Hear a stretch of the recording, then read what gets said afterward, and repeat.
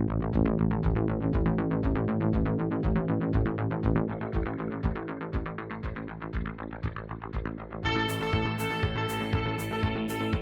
to the Golf Spotlight. I'm Ralph Irvin here in the Golf Shop studio, and today we are talking about the latest fairways from Mizuno Golf.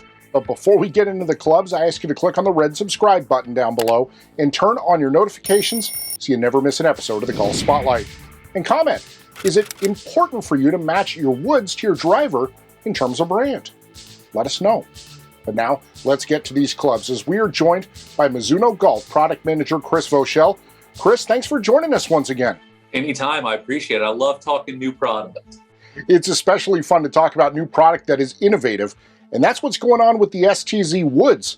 They have an amazing face story. Yeah, on the fairway side, so we're using a slightly different material on that one, and that's using what's called a miraging steel. It's called a MAS1C miraging steel. It's an extremely high strength stainless, but it's a miraging steel, And the cool thing about that is, again, as you mentioned, with fairway woods, they've become such distance oriented golf clubs that it's all about how do you get ball speed and maximize that out of a fairway wood as well, just so you get natural speed from it. And then you pair that up in the fitting world with the proper launch conditions, you can get extreme distance out of that. In recent years, a 3-wood has really become a mini driver for a lot of players, one they can simply control better. You're exactly right. What you've seen over the last number of years is what, particularly in spin rates and what spin rates have done and how they've changed, that paired with ball speeds off 3-woods.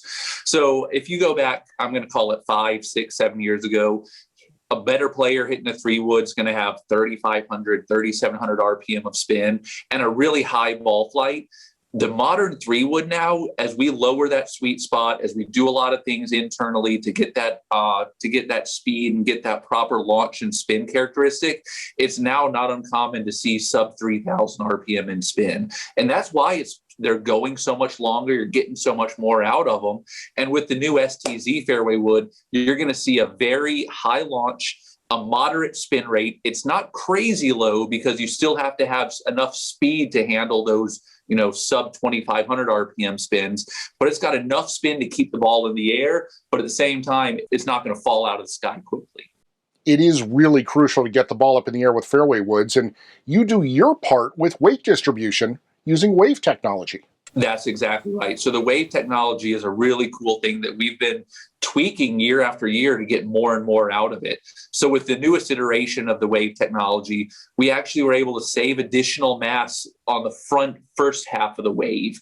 By utilizing extra mass there and saving that, we're able to redistribute that low and deep. So we're making sure you get a ton of launch, but also by thinning out that first wave, you're able to get even more ball speed low on the face. So you get more consistency out of it, regardless of whether you're hitting off a tee or off a turf. You'll get very consistent launch parameters. You also keep the weight low in these clubs using a lightweight carbon crown.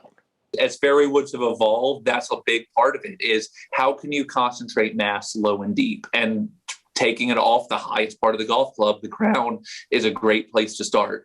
So because it is a stainless head or a steel head, that steel is a pretty heavy and dense material. So if you have that on the crown area, you're pulling mass up. What we did is we removed all of that. We put composite in its place. That composite, naturally lightweight, frees up a ton of discretionary weight for us to utilize in a more efficient way to make sure you're getting not only that speed, but also that ease of launch and proper spin rate. It's become common for players to have an adjustable loft sleeve in their drivers, but not necessarily in the fairways. And that's too bad because they lose that customizable option in a club they really want to control.